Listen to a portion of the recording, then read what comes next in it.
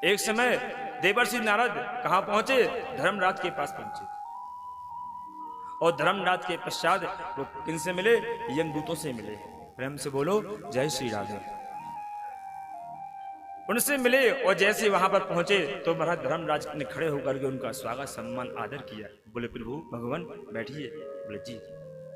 तो वहां पर उन्होंने कहा, बोले धर्मराज हम आपके पास इसलिए आए हैं कि हमको एक बार आप अपने जो आपका कार्यभार है, आप नरकों के स्वामी हैं, नरकों के मालिक हो, आप हमको दिखला दो। धर्मराज ने हाथ जोड़ लिए। बोले क्यों महाराज? बोले आप जैसे संत के दर्शन यदि नरक के वासियों को हो जाएंगे तो हमारे नरक भी बंद हो जाएंगे महाराज। हम आपको दर्शन वहां पर नहीं कराएंगे। यदि आपका मन है तो लीजिए, आप यहां से देख लीजिएगा। वहां पर उन्होंने एक स्क्रीन चला दी। समझना भागवत जी क्या कहती हैं। वहां उन्होंने एक टीवी चला दी। सत्य बात है ये। वहां पर एक जीवात्मा असहनीय कष्ट में तड़प रहा है, लेकिन तड़प तो रहा है लेकिन उसके चेहरे पर हल्की सी मुस्कान है। अब आप कल्पना करिएगा कि नरक की असहनीय पीड़ा होने के बावजूद भी वो मुस्कुरा रहा है।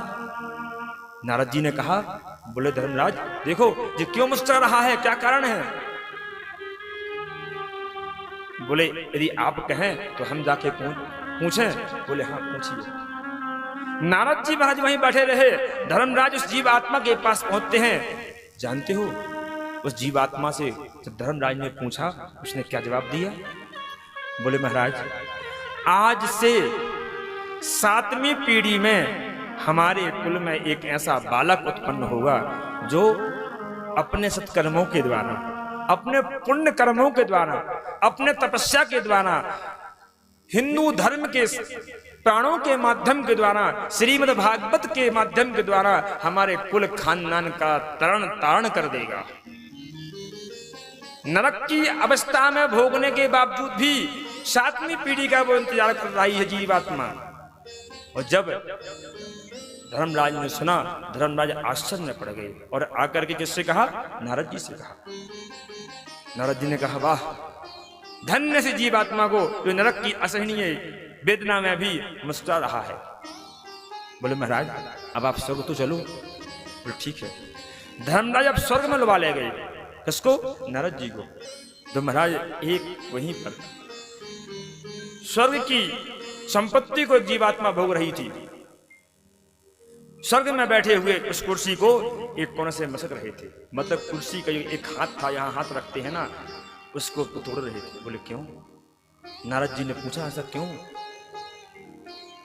बोले मैं इसलिए इस कुर्सी को तोड़ रहा हूं, मैं इस कुर्सी को इसलिए खरीद रहा हूं, उसका कारण है। बोले क्या?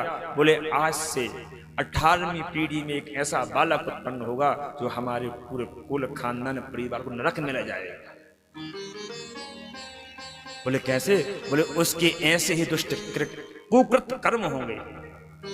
अब आप कल्पना करें क्या है सुख और क्या है दुख। जो स्वर्ग की संपत्ति भोग रहा है उसके मन में कुंठित भाव है, और जो नरक की यातना भोग रहा है उसके मन में कितना निर्मल भाव है कि हमारे यहाँ पर कोई बालक होगा जो हमको यहाँ से उद्धार कर देगा।